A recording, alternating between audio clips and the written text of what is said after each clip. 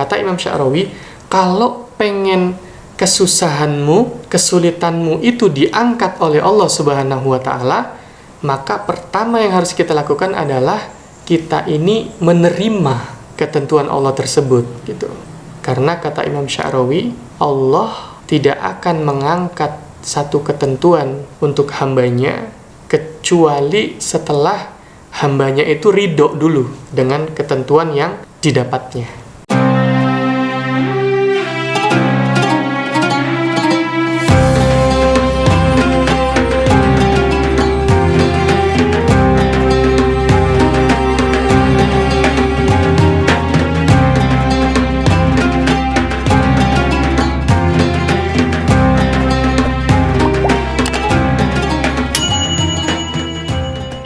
Bismillahirrahmanirrahim. Assalamualaikum warahmatullahi wabarakatuh. Teman-teman semuanya, alhamdulillah, insyaallah di video kali ini saya akan sharing tentang 3 resep menciptakan keajaiban dalam hidup sesuai dengan resepnya Al-Quran, yaitu tepatnya di surat Al-Anbiya ayat 90. Sebelum membahas lebih lanjut tentang isi kandungan dari surat Al-Anbiya ayat 90, maka mari kita pahami dulu keajaiban itu apa sih? Apa yang dimaksud dengan keajaiban? Menurut Kamus Besar Bahasa Indonesia, keajaiban itu dimaknai sebagai sesuatu yang aneh, sesuatu yang jarang terjadi, dan sesuatu yang mengherankan. Nah, itu menurut KBBI ya. Nah, kalau menurut versi saya, keajaiban itu adalah sesuatu yang terjadi di luar hukum sebab akibat gitu. Contohnya adalah, misal ada wanita, dia bisa hamil dan melahirkan tanpa berhubungan seksual dengan lelaki manapun. Nah, misalnya itu adalah Siti Maryam gitu ya. Nah, itu berarti sebuah keajaiban kan. Contoh kedua, misal ada seorang wanita yang sudah divonis secara medis, mohon maaf misalnya mandul gitu ya, dia tidak bisa hamil. Tapi kemudian ternyata akhirnya dia bisa hamil, bisa melahirkan, bisa punya anak. Nah, ini juga ajaib gitu. Karena ini terjadi di luar sebab akibat. Nah, ini merupakan contoh keajaiban versi saya. Dan itu kisahnya ada di Al-Quran. A'udzubillahi minasyaitonirrajim. Fastajabna lahu wa wahabna lahu Yahya wa aslahna lahu zawjah innahum kanu yusari'una fil khairat wa yad'unana raghaban wa rahaba wa kanu lana khashi'in. Nah, jadi ayat ini mengisahkan tentang sebuah keajaiban. Ini secara garis besar, ayat ini menceritakan tentang kisah Nabi Zakaria dan istrinya, yang mana beliau berdua ini sudah usia lanjut dan juga istrinya divonis tidak bisa memiliki keturunan atau mandul gitu ya. Tapi kemudian ternyata meskipun demikian dan usia beliau berdua sudah tua, ternyata Allah masih mengaruniai mereka seorang anak di usia lanjutnya dan di kondisi istrinya yang demikian. Nah, maka ini adalah sebuah keajaiban. Di sini Imam Asy-Sya'rawi memberikan keterangan bahwa yang dimaksud dengan wawahabna, di kata wawahabna, ini kata Imam Asy-Sya'rawi, ini artinya adalah a'tainahu biduni qanunit takwin al-insani wa biduni asbab. Jadi kata Imam Asy-Sya'rawi, yang dimaksud kata wawahabna, dan kami berikan gitu, kalau terjemahnya kan kami berikan kepada Yahya atau kami hadiahkan kepada Zakaria, kepada Nabi Zakaria, seorang anak yang bernama Yahya. Nah, wawahabna itu artinya memberi sesuatu tanpa terikat dengan hukum sebab akibat gitu. Jadi maksudnya adalah Allah Subhanahu wa Ta'ala memberi kepada Nabi Zakaria seorang anak yang bernama Yahya tanpa proses sebab akibat penciptaan manusia gitu. Nah, jadi kalau misalkan harus melalui proses sebab akibat kan istrinya harus sehat, harus tidak mandul gitu ya. Nah, tapi ternyata meskipun mandul tetap bisa punya anak, bisa hamil. Nah, maka kata Imam Sya'rawi, ini adalah satu pemberian yang di luar hukum sebab akibat. Nah, maka ini adalah sebuah keajaiban.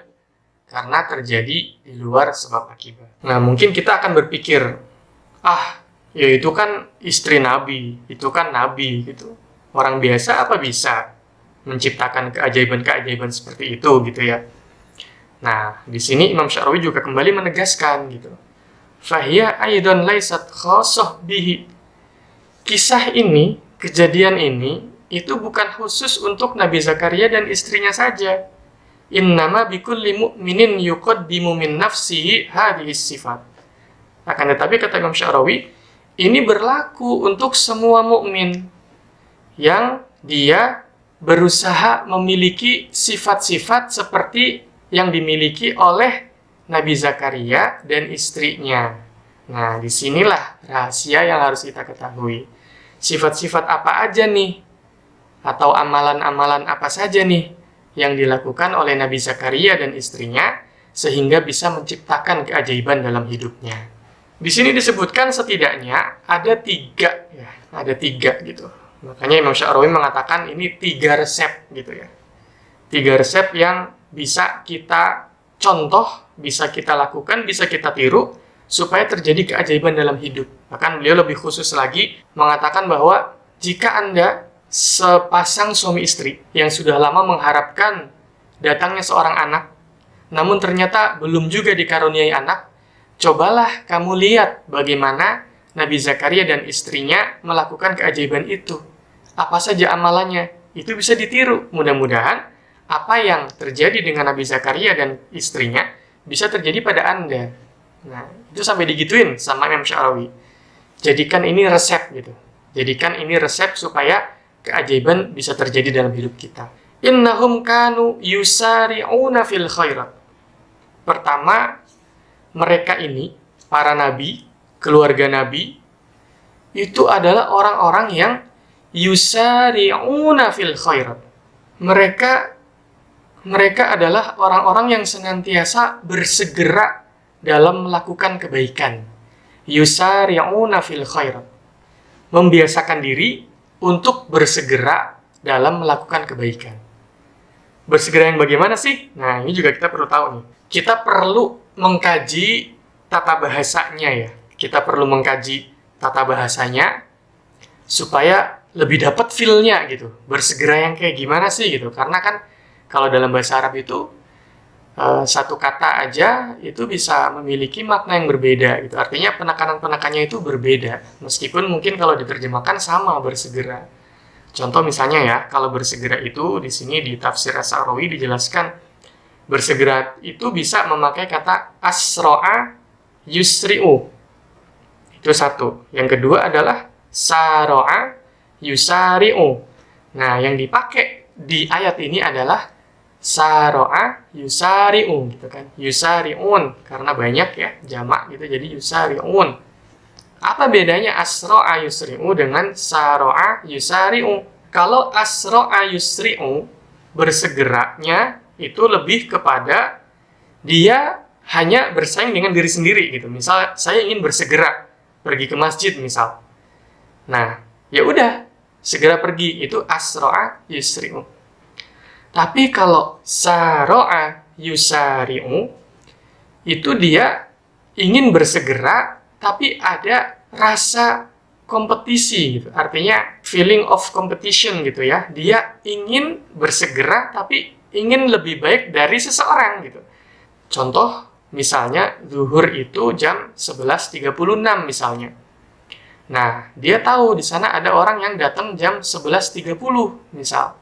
Nah, kalau dia yusari'un, dia yusari gitu ya, bersegera ke masjid tapi yusari gitu ya bahasanya, maka dia ingin mencoba lebih baik dari orang itu gitu. Oh, kalau dia berangkat ke masjid jam 10.30, saya akan berangkat jam 10.25. Nah, meskipun selisih 5 menit, 6 menit, dia lebih cepat dari orang itu. Nah, maka inilah yusari'un gitu.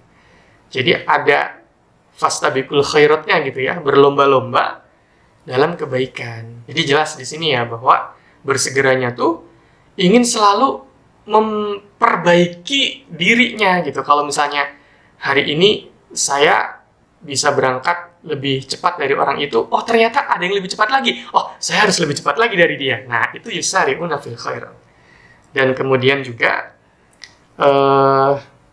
yusari itu juga ada dua bentuk gitu ya. Ada yusari'u ila gitu, saro'a ila dengan saro'a fi. Nah, ini bentuknya ya, bentuk kalimat atau bentuk katanya ya. Saro'a ila, saro'a fi. Nah, ini juga beda lagi nih. Penekanannya beda lagi gitu. Coba kita lihat ya. Kalau saro'a ila, itu menurut para ulama, itu dia bersegera, tapi itu sebelumnya belum melakukan gitu. Belum membiasakan diri. Nah, contohnya, misal ada ayat nih, wasari'u ila maghfiratim mir rabbikum gitu ya. Dan bersegeralah kalian untuk memohon ampun kepada Allah. Nah, ini pakainya saro'a ila gitu ya. Wasari'u ila. Nah, ini berarti mengajak gitu ya. Yang mana mungkin orang itu sebelumnya belum taubat gitu. Sebelumnya belum taubat, diajak untuk segera bertaubat. Nah, itu kalau saro'a ila. Tapi di ayat ini pakainya adalah saro'a fi. Karena ayatnya yusari'una fil khairat. Bersegera dalam melakukan kebaikan. Nah, apa bedanya saro'a ila dengan saro'a fi? Bedanya, kalau saro'a ila tadi, itu kita mungkin mengawali bersegera gitu ya. Mengawali bersegera, yang mana sebelumnya belum dilakukan. Nah, kalau saro'a fi, itu dia sudah terbiasa gitu. Melakukan itu tuh sudah terbiasa, sudah membiasakan diri melakukannya. Yang dimaksud dengan yusari'una fil khairat itu artinya mereka itu membiasakan diri. Nah, ada kebiasaan gitu ya. Bukan sekedar sekali dua kali gitu. Bukan sekedar hari ini bersegera, besok enggak, besoknya lagi enggak, terus nanti sebulan kemudian dia baru merasa ingin bersegera lagi. Nah, bukan yang seperti itu. Tapi adalah yang istiqomah gitu. Yusari'una fil khairat. Dia sudah terbiasa bersegera atau membiasakan diri untuk bersegera melakukan kebaikan dan ingin lebih baik lagi, al-irtiqa gitu. Di sini disebutkan ketika kita tuh ingin levelnya naik ya, naik lebih baik lagi dari sebelumnya. Nah, itu yusari'u fi gitu ya. Bersegera melakukan kebaikan itu dengan cara satu membiasakan diri untuk bersegera melakukan kebaikan. Berarti kalau membiasakan itu nggak sebentar ya. Kalau belum bisa, coba lagi. Belum bisa, coba lagi. Sampai itu menjadi kebiasaan. Nanti yang pertama patokannya. Yang kedua, ada keinginan untuk berlomba dalam kebaikan. Kita, misal ada si A lebih cepat berusaha, saya ingin berusaha lebih cepat dari si A. Nah, itu yusari'. Jadi ada dua hal di sini. Yusari'una fil khairat itu berarti satu, dia membiasakan diri untuk bersegera. Yang kedua, juga dia membiasakan diri untuk berkompetisi dalam kebaikan dengan orang lain. Nah, itu yang dimaksud dengan yusari'una fil khairat. Jadi orang-orang yang yusari'una fil khairat, yang dia itu pantas untuk mendapatkan keajaiban, pantas dan bisa menciptakan keajaiban dalam hidupnya, adalah orang-orang yang senantiasa memiliki semangat untuk membiasakan diri bersegera melakukan kebaikan, dan juga dia memiliki semangat untuk berlomba, semangat untuk berkompetisi dalam melakukan kebaikan. Itu yang pertama. Lalu yang kedua adalah wa yad'unana raghaban wa rahaba. Kata para ulama, yang kedua, resep yang kedua adalah mereka, orang-orang yang pantas mendapatkan keajaiban dari Allah, adalah orang-orang yang senantiasa menyerahkan urusannya kepada Allah. Berdoa kepada Allah, memohon kepada Allah, dan berserah diri gitu. Jadi tidak mengaku hebat sendirilah. Meskipun sudah berusaha melakukan kebaikan, berusaha sekuat tenaga, berusaha untuk berkompetisi, tapi semuanya kita serahkan kepada Allah. Wa yad'unana raghaban wa rahaba. Raghaban wa rahaba itu artinya dengan penuh harap dan cemas gitu ya. Nah, apa yang diharapkan? Yang diharapkan adalah rahmat Allah. Apa yang dicemaskan? Yang dicemaskan adalah azab Allah. Jadi, dia berdoa kepada Allah, memohon rahmatnya, dan juga memohon dijauhkan dari azabnya. Ini sesuai dengan apa yang dikatakan oleh Syekh Muhammad Amin Al-Harari, penulis tafsir Hadaik. Beliau mengatakan, "Waman asnadal masyi'ata ilallah lam ya'tab." Orang-orang yang dia senantiasa menyandarkan kehendaknya, gitu ya. Kan kita berkehendak nih, ya Allah saya pengen punya anak. Ya Allah saya pengen bisa mendapatkan keajaiban darimu ya Allah. Saya sudah berusaha ini, itu, dan sebagainya ya Allah. Semua akhirnya aku serahkan padamu. Nah, ini berarti menyandarkan kehendak. Orang yang menyandarkan kehendaknya kepada kehendak Allah, dia tidak akan celaka. Kemudian juga beliau berkata, at-tafwid aslamu minat tafarrud wa awfaku litahsilil marad. Jadi kata Syekh Muhammad Amin Al-Harari, ketika kita menyerahkan urusan kepada Allah, gitu ya, mendelegasikan urusan kita kepada Allah, aslamu minat tafarrud, itu lebih menyelamatkan daripada kita mengaku-ngaku kehebatan diri. Wa awfaqu li tahsilil maram, dan juga menurut beliau itu lebih cepat menuju sasaran, artinya lebih cepat terkabul lah, lebih cepat, lebih tepat ke sasaran. Jadi lebih cepat mencapai sasaran gitu ya. Nah, jadi kalau kita punya keinginan gitu, nah justru kalau kita serahkan semuanya kepada Allah, itu lebih cepat mencapai sasarannya daripada kita mengakui kehebatan diri kita. Nah, disitulah kemudian yang dikatakan wa yad'unana raghaba wa rahaba. Lalu kemudian yang ketiga adalah wa kanu lana khashi'in. Nah, resep yang ketiga, orang-orang yang pantas mendapatkan keajaiban dari Allah Subhanahu wa taala adalah orang-orang yang senantiasa tunduk kepada Allah Subhanahu wa taala. Senantiasa dia menerima ketentuan Allah. Nah, itu kata Imam Sya'rawi.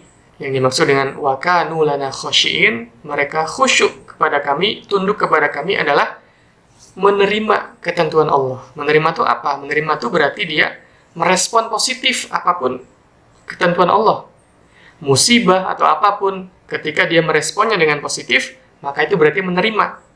Tapi kalau dia meresponnya dengan negatif, nah itu berarti nggak terima.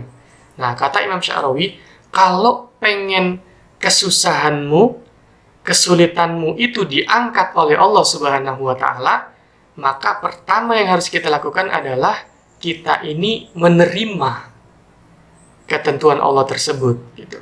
Karena kata Imam Sya'rawi, Allah tidak akan mengangkat satu ketentuan untuk hambanya kecuali setelah hambanya itu ridho dulu dengan ketentuan yang didapatnya. Nah, nanti kalau sudah ridho dengan ketentuannya, maka Allah akan ridho dengan dia gitu. Ketika Allah sudah ridho dengan dia, maka Allah akan angkat musibah, kesulitan, dan berbagai macam ketidaknyamanan yang dia rasakan dalam kehidupan.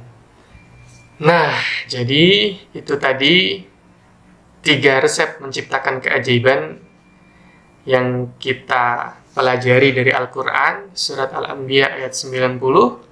Nah, satu hal yang perlu kita catat dan perlu kita camkan baik-baik, bahwa seandainya kita sudah melaksanakan semua yang dianjurkan di sini dan ternyata masih belum kunjung mendapatkan keajaiban, maka bersabarlah, jangan putus asa, coba lagi gitu.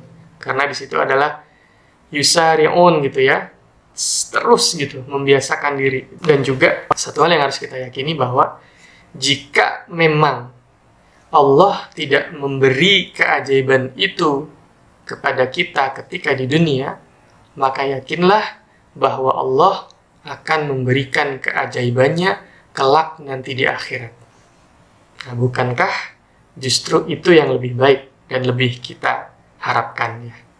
Sebuah keajaiban yang Allah berikan kepada kita ketika di akhirat nanti.